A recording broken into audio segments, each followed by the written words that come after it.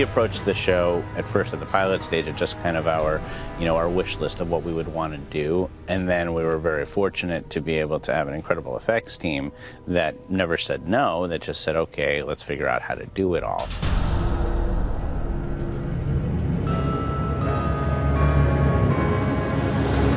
Adam and Eddie and the writing team are so good at thinking up these absolutely fantastic situations, and they'll write on a page, the scene opens and Geppetto and Pinocchio are cast in the middle of a storm, the giant whale lurking in the background. Hold on, my boy!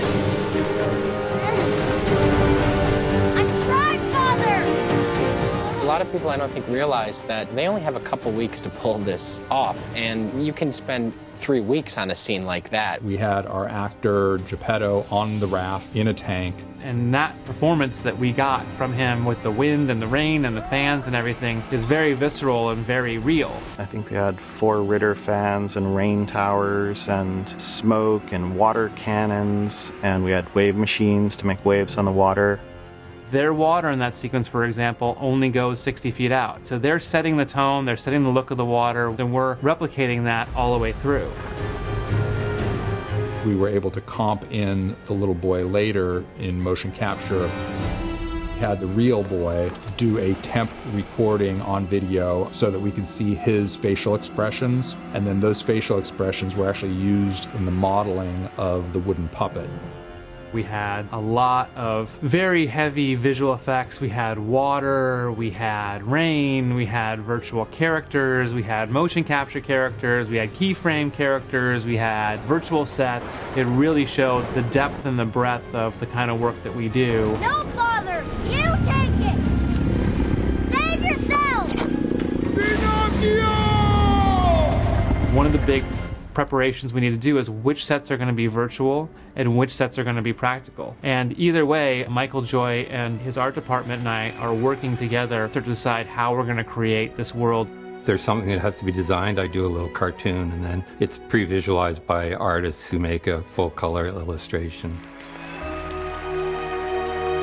And that's sort of how we communicate with pictures. I say we fight!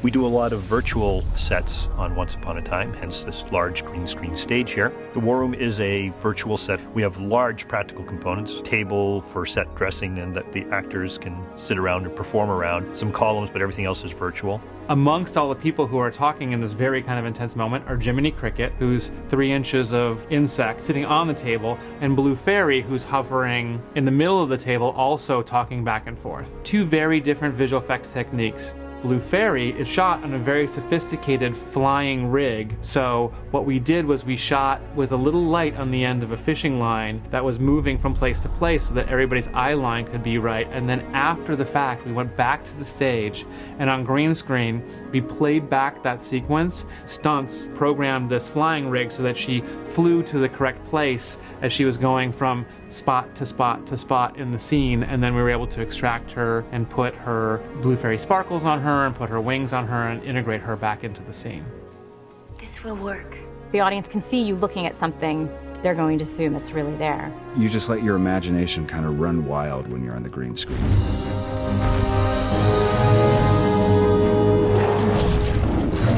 We had filled this large green screen stage with basically just floor components and a couple of wall components. We had the coffin on set. There were huge bouldery rocks and things for me to run on and jump on and hide behind. So having the physicality of those things built into that green screen space made it very easy for me. And then interestingly, because the camera was on a huge crane, the camera almost felt like the dragon. I was always looking near where the camera was, and it looks like this giant head on this big crane moving. So there was sort of an element of, the technical stuff that was going on that actually really aided me from an emotional perspective of reacting to something.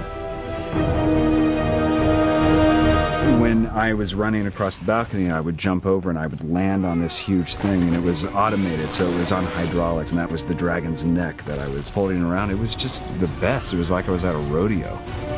We shot a bunch of elements of flame going from different angles, from the side, from the front, from the back, that we could use to composite in with our CG character so that the real fire was there with them.